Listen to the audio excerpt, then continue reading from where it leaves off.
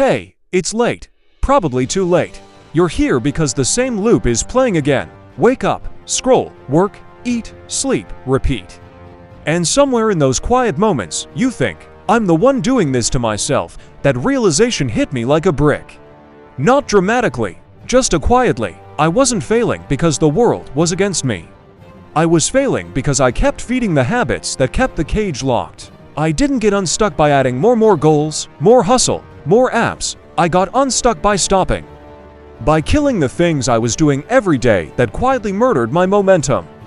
Here are the 10 things I stopped doing when I finally admitted I was the one keeping myself stuck. No motivational rah-rah, just real stuff that actually moved the needle. First, I stopped waiting to feel motivated. I used to think motivation was this magical spark that would just arrive one day and carry me through.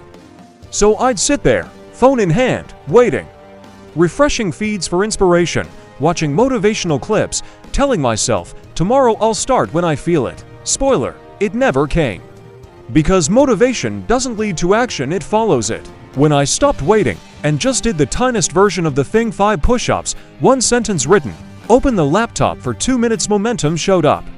Not fireworks, just quiet traction, the stuck feeling. It was 90% me refusing to move until the feeling arrived. Kill that weight, start ugly, the feeling catches up.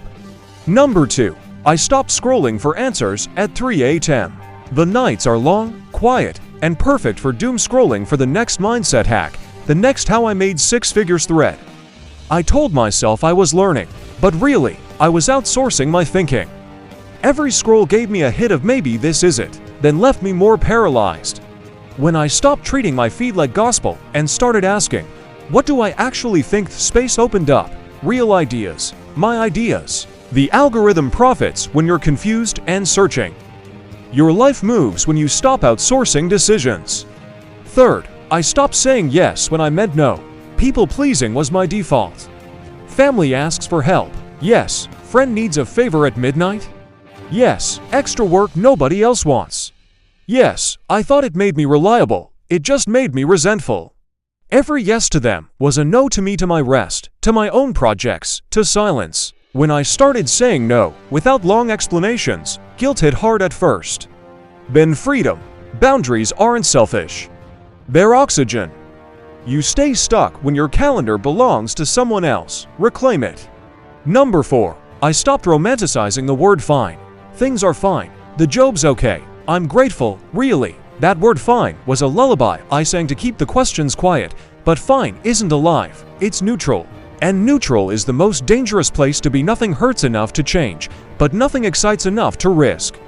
When I stopped pretending fine was enough and admitted I want more, and it scares me, grief came. But so did movement. Stop settling for fine. It's the slow death of desire. Fifth, I stopped comparing my behind the scenes to everyone's highlight reel. LinkedIn, Instagram, X, everyone crushing it. New watch, new city, new job. Meanwhile, I'm in the same room, same routine, feeling like I missed the memo. That comparison wasn't inspiration, it was shame in disguise. It whispered, they're ahead, so why even try? When I deleted the apps for a week, the noise died down. I could hear my own pace, I could see my own wins, no matter how small. Nobody's reel shows their 3 a.m. doubts. Stop measuring your life against edited lives. Number 6. I stopped making excuses disguised as realism. I'm too old. The economy is bad right now. The timing isn't right. I don't have the right connections. Those weren't facts. They were shields, comfortable lies that let me stay safe and stuck. When I started calling them what they were, excuses, I had to face the fear underneath. Fear of failing publicly. Fear of looking foolish. Realism is useful, but weaponized realism is just procrastination in a suit. Drop the shield. Feel the fear, and move anyway. Number 7. I stopped multitasking like it was a virtue. Phone, work, music, chats, 17 open tabs. I thought I was being efficient. I was just fragmented. When your attention is split 100 ways, nothing gets depth. Ideas die in shallow soil. When I started single tasking one thing, full focus, phone in another room, the quality of my work jumped. Depth returned, wins felt real. Not just like checkboxes. Multitasking keeps you busy and stuck. Monotasking builds momentum. Number 8. I stopped blaming everything outside of me. My boss, the market, past trauma, my parents' expectations. Blaming felt righteous, but it kept the power outside of my hands. When I switched my focus to what can I control right now, even if it was just my next breath, my next sentence, that victim story cracked. Agency returned. Small choices started to compound. You're not powerless, you're just pointing the finger the wrong way. Turn it inward, not to shame yourself, but to find your own power.